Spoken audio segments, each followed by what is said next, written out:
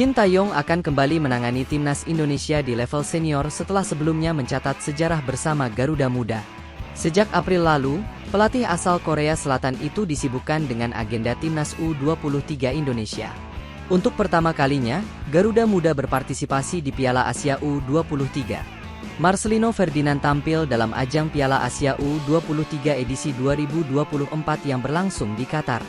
Berstatus sebagai tim debutan, Indonesia ternyata mampu membuat kejutan. Tanpa disangka, Shin mengantarkan anak asuhnya menuju babak semifinal turnamen. Keberhasilan itu didapat usai tim Merah Putih menaklukkan Australia dan Yordania di babak penyisihan grup A. Lalu, mereka juga sukses melibas Korea Selatan pada babak perempat final. Sayangnya, Indonesia takluk dari Uzbekistan dengan skor 0-2 di babak semifinal. Mereka juga kalah dari Irak dengan skor 1-2 pada laga perebutan peringkat ketiga turnamen. Meski begitu, keberhasilan mereka menuju ke babak semifinal sudah patut diapresiasi. Kini, cerita manis yang diukir Garuda Muda akan selalu dikenang oleh penggemar sepak bola tanah air.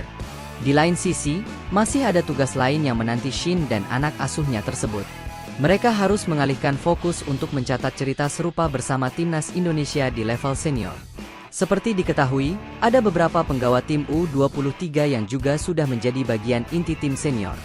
Mereka adalah Witan Sulaiman, Hernando Ari, Rizky Ridho, Marcelino Ferdinand, Rafael Struijk, Ivar Jenner, Justin Hubner, Nathan Choyaon, Pratama Arhan, DLL. Pemain-pemain itu nantinya akan ikut dengan Shin membantu Indonesia di level senior.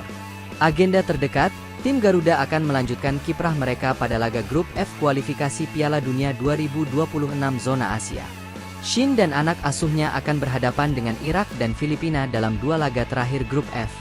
Laga kontra Irak akan berlangsung di Stadion Utama Gelora Bung Karno, Jakarta, Kamis, 6 Juni 2024. Lalu, dilanjutkan duel menghadapi Filipina pada Selasa, 11 Juni 2024, di stadion yang sama. Shin menjelaskan bahwa ia belum memasang target yang muluk-muluk bersama Garuda. Target terdekatnya hanyalah meloloskan timnas Indonesia ke putaran ketiga kualifikasi Piala Dunia 2026 zona Asia. Setelah itu tercapai, barulah ia mempersiapkan target selanjutnya. Kalau target yang terdekat, tentunya persiapan menghadapi kualifikasi Piala Dunia 2026 putaran kedua, ucap Shin, dikutip superbowl.id dari Antara News. Jadi itu dulu yang akan dicoba untuk diloloskan. Setelah itu step by step untuk target selanjutnya. Untuk saat ini, Sandy Walsh dan kawan-kawan menempati peringkat kedua klasemen grup F dengan 7 poin. Sementara peringkat pertama atau posisi puncak dikuasai Irak yang mengoleksi 12 poin. Singa Mesopotamia juga sudah memastikan 1 tiket menuju putaran ketiga. Lalu ada Vietnam yang menempati peringkat ketiga klasemen dengan koleksi 3 poin. Sedangkan Filipina berada di posisi paling buncit dengan 1 poin saja. Untuk menemani Irak ke putaran kedua, Indonesia hanya membutuhkan 1 kemenangan saja pada laga mendatang. Tambahan 3 poin itu sudah tak bisa dikejar oleh pesaing mereka seperti Filipina dan Vietnam.